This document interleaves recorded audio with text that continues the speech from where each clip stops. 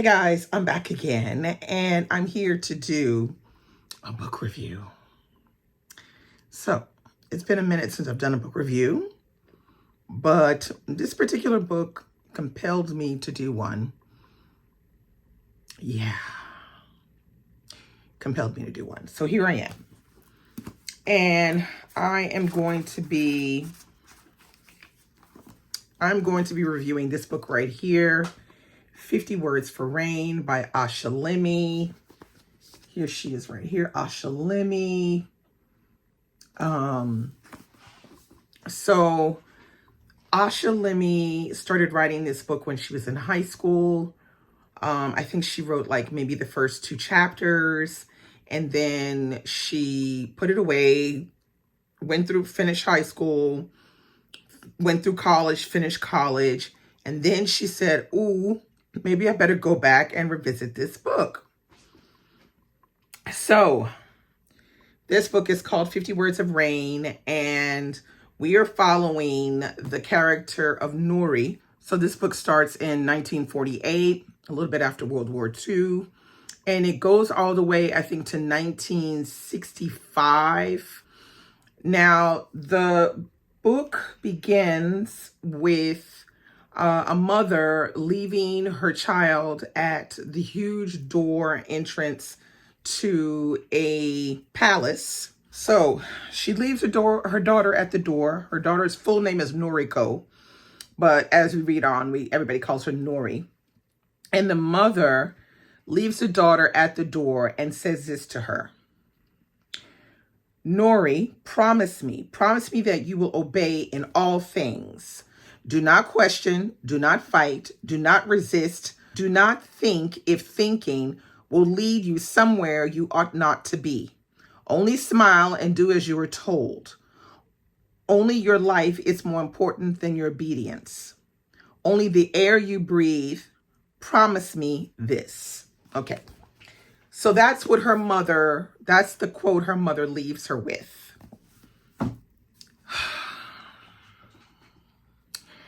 Okay, so the story begins with Nori living in this palace, hidden away behind big, tall walls, and she is being raised, if you want, by her grandmother. Her grandfather doesn't want to see her, and the grandmother banishes her to live in the attic. So they have fixed the attic as a space for her to live in, which means she's not allowed to go anywhere else in the palace. She can only live up in the attic. So the problem is that Nori is half Black American and half Japanese. So her skin is brown. So we quickly get into these sessions of her, having these chemical baths to lighten her skin, creams and all kinds of other stuff to so-called lighten her skin, because the grandmother and the grandfather look upon her as a heathen, as practically not even human at this point. So reading this book was quite interesting to a certain extent, but we were following the character of Nori, and then Nori meets her half-brother, and her half-brother's called Akita, and Akita becomes Nori's, rock, and to a certain extent. They build a bond that is amazing and unbreakable. And that relationship, the way that relationship is written, is quite interesting to read. And I was trying to think of other books where there were sister-brother relationships written, and the only one I could think of was The Dutch House. And yeah, I thought, wow, maybe we need more brother-sister relationship books, because we have a lot of sister-sister and brother-brother, but not a lot of brother-sister relationships. So Akita is quite a few years older, I think like 4 or 5 years older than Nori. And when he arrives, it's almost like her world opens. Her world becomes wider and outside of this attic. And it's because of Akita. Akita, tells her grandmother, you cannot keep her in this attic, like this is like not humane to do that. So because he says it, it is willed, because he is supposed to be the heir of the family. So he's the one that's going to be that next generation from this royal family. And he's the one that's going to be, taking the lead. So as we're reading, we realize that like Nori's character is all the way down here. The way she feels things and the things that she goes through, they're all very debilitating, very demeaning. And this is a child.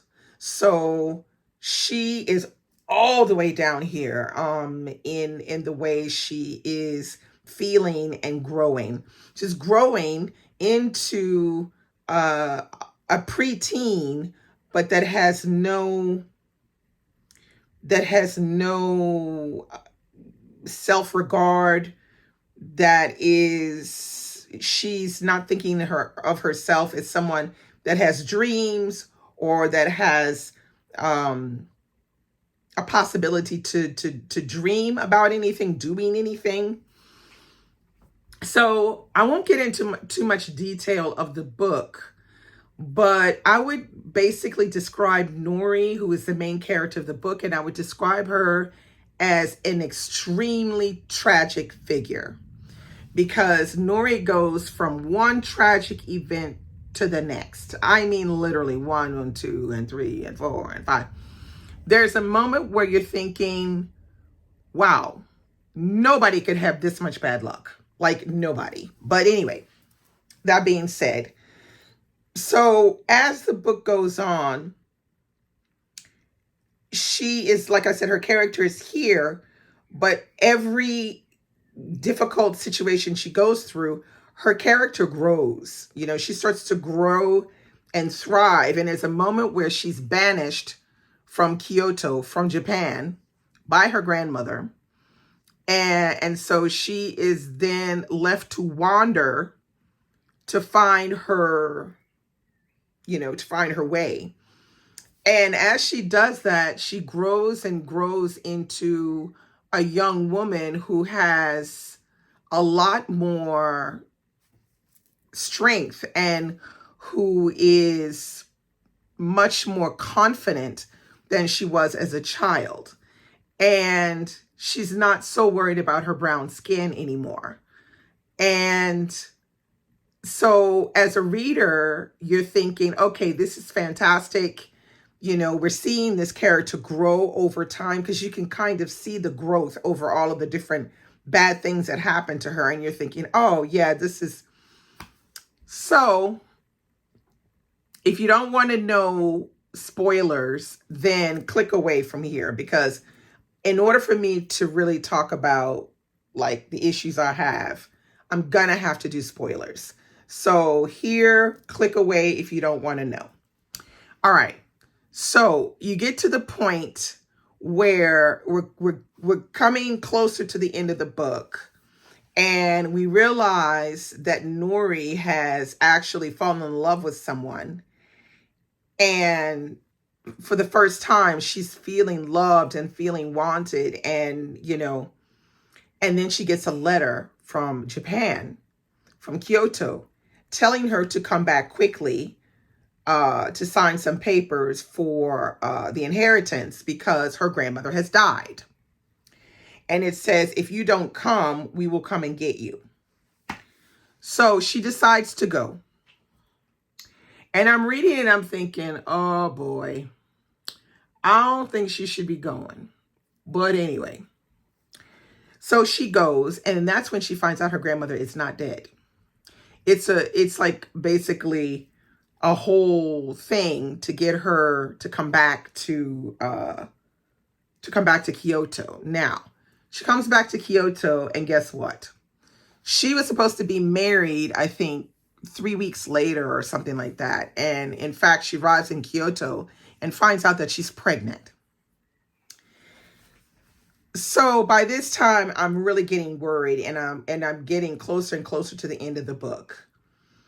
And at the end, the grandmother basically tells her, you have two options.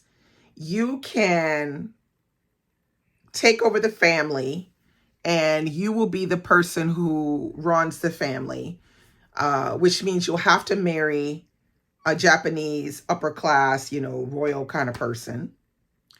Or you leave, which she says you leave, which means they probably would kill her, is what's insinuated.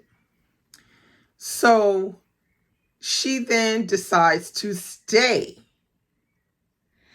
And I was like, girl, what? I just was like, I was so gutted when I read that this character who had built up her character to something that was a lot stronger and who was very resilient. And then she gets all the way back there and she's told, you'll be the leader of the family and you'll have to, deal with everything, but you'll have to get married to, a royal who will make everything okay, even though you have brown skin. And you'll have to have legitimate children with that person. Your child that you just delivered is not going to be a legitimate person. So basically a bastard like she was. So here she is bringing a bastard into the palace that's probably going to be poorly treated like she was poorly treated. And then to make matters even worse, she decides she's delivered this baby, but for some reason, she can't touch the baby. She can't hold the baby. And I'm like, this book right here, it really challenged my sense of compassion for writing a book, because by this time I got all the way to the end of the book. It was 2:00 in the morning and I was hopping mad when I finished reading this book, because I thought with all of the work that had been done with the diminishing of this main character's personality and then the growth of that character, I was sure that in the end, she would get some kind of redemption of some kind. Now, I would have even been happy if she committed suicide, or if she tried to leave the palace and go back to, to England to marry the music teacher or whatever. I would have been happier if she would have done either or of those things. But the fact that she then decides to take over the family because the grandmother now decides that it's okay, when for the whole 300 pages before, the grandmother was talking some smack about this girl all the time, about, she was unworthy, that she was stupid, that she was silly, that she was this, she was that, da, da, da. And so now all of a sudden it's, oh, well, you're the only one. You're the only one left. You're the only one left in my family who can take over, the family when I'm gone, kind of thing. And she basically takes it. And I was just like, this book is 449 pages. Now I'm going to tell you, it was 449 pages and it felt like it. That's all I'm going to say. It felt like 449 pages. And to get all the way to the end of the 449 pages, to see that this character accepts this trash life and goes right back to the way she was before, with the idea that she's going to change everything. I was just like, you're not changing anything. I felt that it's a very, very unsatisfying book. And I highly would not recommend that people read it, because you're going to find it very unsatisfying. And here again, I mean, I've done many reviews on my channel, and there's one thing that I stand by, is if I'm reading a book and it's 400 plus pages, and the book is not excellent, like 80% of the time, then I'm going to say do not bother, because there's so many hours of reading, that there's so many hours of reading that you have to do to finish a book that's 400 plus pages. And to read a book that is just meh, I feel like I cannot say, oh, I recommend this book, it's so fantastic. I do not recommend this book. Yeah, I was highly dissatisfied, but not only that, the book has been burning me all the way to Friday. Here we are Friday, and I'm doing this review, and I'm still hopping mad at the end of this book. And then I have to go talk about it tomorrow in my book club, my Normandy book club, because we're reading it for that. And I'm like, for real, this where we are? So anyway, the writing style is nothing to write home about. I mean, it's not bad, but it's not great, but it's good. And you do get this sense of the Japanese culture, and you get a good sense of the fact that it's the 1940s and we're going to the 1960s, mid 60s. And another thing you get is you get a good sense of the importance of the man. So you get some scenes where you can see that the thoughts of men are more important than the thoughts of women.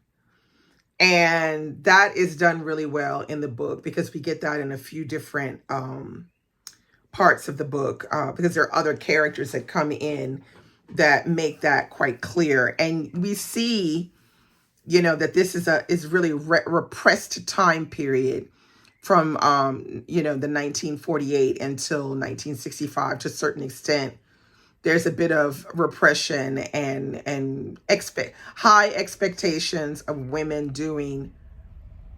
really doing the strict minimum, which is getting married and having male heirs. And we see it from two sides of the spectrum. We see it from her being in this palace situation in Kyoto, but then we see it again in Europe with another girl. So it does have some good parts like that, with the themes of, colorism, the fact that she's being skin bleached. Although the colorism part of the book, for me, it felt a little, how do you say? It felt a little bit, it felt like it was a gimmick. Let me explain what I mean by that. It felt like it was an excuse for the storyline. It was a layered excuse for the storyline to make it, I guess, a bit more interesting. So I really didn't buy into the colorism as much as I think the author wanted me to buy into it as a reader, because they have a couple of scenes with her. It's a scene with her having, the bath, and then there's a couple of scenes with her talking about having the baths. Then there's a scene where the grandmother says, oh, I think I found a new product that works even better. And then after that, we don't hear any more about the skin bleaching. But we do see scenes where, she's outside of, the palace, and people see her and, they're whispering because she has brown skin. Yeah, a lot of trash people in this novel. The grandmother's trash, the grandfather's trash. The mama's trash, because when the mama left Nori at the doorstep, she knew full well that her daughter was not going to be treated well. But she left her there anyway. She trash. There's a couple other characters that are trash too. But at this point, if you're still watching, Will is trash. It's a friend of her brother's. But yeah, I must say I was highly disappointed in this book. And like I said, I would not recommend it. I would give it about a 2 stars to be exact, because the ending just gave me pause in the worst kind of way. And it just was like, meh, like there's nothing about the book that makes me want to tell someone else to read it, sadly. So that's it. That's all I gotta say. Probably the worst review I've ever done, because I was really torn. Yeah, the ending really threw me for a loop. And I'm still thinking about it. I still think about it, every day I wake up and I think about it and I think, like, what went wrong? Why, why did they let her do that at the ending? It's like she made a tragic character just to be making a tragic character. Not because I think she was wanting to say something in particular. I'm not even sure what she wanted to say with this book. And that's another problem I have with it, because usually when you read a book, you're going, oh yeah, they're trying to say X, Y, and Z. I don't know what she was trying to say with this book. I just think she was trying to write something that was a little, had a little something different about it, sensationalist about it or something. But yeah, not my cup of tea. Yeah, that was probably the worst book I've read. Oh no, there's other books I've read. It's the second worst book I've read this year. So that's all I have for you today. If you have read 50 Words for Rain, you want to disagree with me, fine. You can go ahead and disagree with me, but I'm still going to push back and say, nah, I stand by how I've reviewed it. But if you did enjoy it, or if you're interested in reading it, just let me know. We'll talk about it, and I'll see you very soon with another video. Bye.